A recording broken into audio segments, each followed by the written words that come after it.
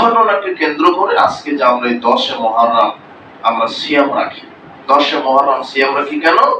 এই মুহররমেরই 10 তারিখেই ফেরাউনকে ডুবিয়েছিলেন, আর মূসাকে আল্লাহ কি করে দিয়েছিলেন? মূসা এবং তার সাথীকে বাঁচিয়ে দিয়েছিলেন।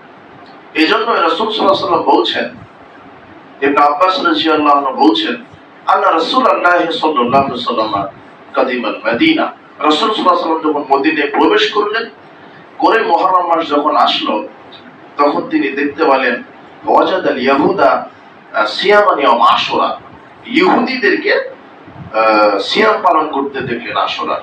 তো তিনি জিজ্ঞাসা করলেন, মা হাযাল ইয়াউম আল্লাযী তাসুমুনাহু, এই দিন কি? এই যে 10 মুহররম তোমরা যে সিয়াম পালন করছো, এই দিনটা কি?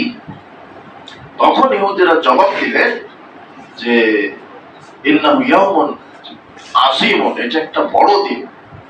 আনজাল্লাহু মূসা ওয়া কওমাহু, এই 10 মুহররমে মূসা এবং তার অনুসারীদেরকে আল্লাহ নাজাত দিয়েছিলেন। ওয়া গরাকা ফিরআউন ওয়া কওমাহু, আর ফিরআউন আর তার অনুসারীদেরকে আল্লাহ ডুবিয়ে মেরেছিলেন।